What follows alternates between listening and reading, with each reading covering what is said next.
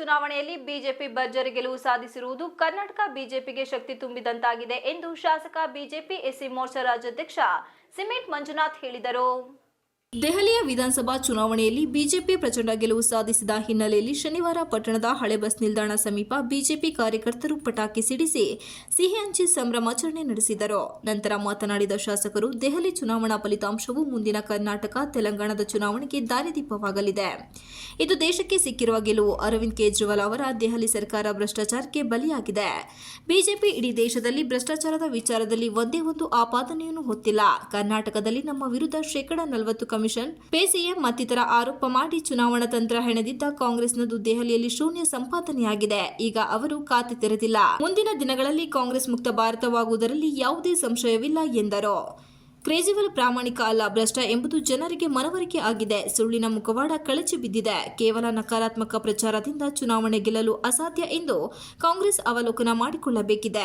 ಅಂಬೇಡ್ಕರರ ಸಂವಿಧಾನ ಜನತೆಯ ಸಂವಿಧಾನ ಗೆದ್ದಿದೆ. ಪ್ರಧಾನಿ ಮೋದಿಯವರು ನುಡಿದಂತೆ ದೇಶ ಕಾಂಗ್ರೆಸ್ ಮುಕ್ತವಾಗುತ್ತಿದೆ. ಪ್ರಧಾನಿ ಮೋದಿಯವರು ದೂರದೃಷ್ಟಿಯುಳ್ಳ ನಾಯಕ. ಉತ್ತಮ ಆಡಳಿತದ ಮೂಲಕ ದೇಶ ಅಭಿವೃದ್ಧಿಯತ್ತ ಸಾಗುತ್ತಿದೆ ಎಂದರು. ಈ ವೇಳೆ ತಾಲೂಕು ಬಿಜೆಪಿ ಅಧ್ಯಕ್ಷ ಒಳಲಳ್ಳಿ ಅಶ್ವಥ್ ಮಾತನಾಡಿ, ಬಿಜೆಪಿ ಇತ್ತೀಚೆಗೆ ನಡೆದ ಎಲ್ಲ ಚುನಾವಣೆಗಳಲ್ಲೂ ವಿಜಯ ಬೇರಿ ಬಾರಿಸುತ್ತಿದೆ. ರಾಜಸ್ಥಾನ, ಮಧ್ಯಪ್ರದೇಶ, ಹರಿಯಾಣ ಹೀಗೆ ಕಳೆದ 2 ವರ್ಷಗಳಲ್ಲಿ ನಡೆದ ಎಲ್ಲಾ ವಿಧಾನಸಭೆಗಳ ಚುನಾವಣೆಯಲ್ಲೂ ಹೆಚ್ಚಿನ ಗೆಲುವು ಬಿಜೆಪಿಯ ಪಾಲಿಗೆ ಬಂದಿದೆ. ಈ ಗೆಲುವಿಗೆ ಕಾರ್ಯಕರ್ತರ ಶ್ರಮ ಪ್ರಧಾನವಾಗಿದೆ ಎಂದು ಹೇಳಿದರು.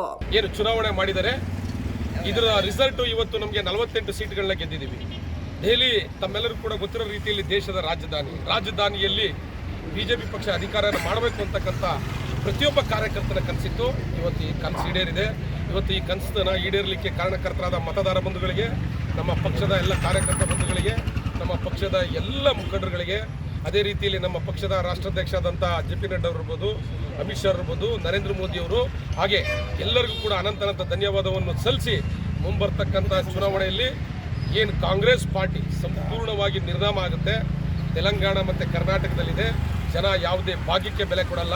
ಜನ ಅಭಿವೃದ್ಧಿ ಪೂರ್ವಕವಾಗಿದ್ದಾರೆ ಅಂತೇಳಿ ಸಂದರ್ಭದಲ್ಲಿ ಹೇಳ್ತಾ ಈ ಒಂದು ಗೆಲುವಿಗೆ ಕಾರಣಕರ್ತರಾದ ಮತದಾರರಿಗೆ ಮತ್ತೊಮ್ಮೆ ಕೈ ಮುಗಿದು ಪ್ರಾರ್ಥನೆ ಮಾಡಿ ನಾನು ಮಾತನಾಡ್ತೀನಿ ತಮ್ಮೆಲ್ಲರೂ. ಈ ಸಂದರ್ಭದಲ್ಲಿ ಪುರಸಭಾ ಸದಸ್ಯರಾದ ಪ್ರದೀಪ್, ವನಜಾಕ್ಷಿ, ರೇಖಾ ರುದ್ರಕುಮಾರ್, ಬಿಜೆಪಿ ಜಿಲ್ಲಾ ಮಾಜಿ ಕಾರ್ಯಾಧ್ಯಕ್ಷ ಜಂಬರಡಿ ಲೋಹಿತ್, ತಾಲೂಕು ಬಿಜೆಪಿ ಯುವ ಮೋರ್ಚಾ ಅಧ್ಯಕ್ಷ ನಿಖಿಲ್ ಹಲಸುಲಿಗೆ, ಮಹಿಳಾ ಮೋರ್ಚಾ ಅಧ್ಯಕ್ಷೆ ಬಬಿತಾ ವಿಶ್ವನಾಥ್, ಹಿಂದುಳಿದ ವರ್ಗಗಳ ಮೋರ್ಚಾದ ತಾಲೂಕು ಅಧ್ಯಕ್ಷ ಗೋಪಿನಾಥ್, ಹಿಂದೂಪರ ಸಂಘಟನೆಗಳ ಮುಖಂಡ ರಘು ಸಕಲೇಶ್ಪುರ, ಬಿಜೆಪಿ ಮುಖಂಡರಾದ ಲೋಹಿತ್ ಕೌಡಳ್ಳಿ, ಬಾಲರಾಜ್, ಯೋಗೀಶ್, ಶರತ್, ನವೀನ್ ಶೆಟ್ಟಿ ಸೇರಿದಂತೆ ಕಾರ್ಯಕರ್ತರು ಉಪಸ್ಥಿತರಿದ್ದರು.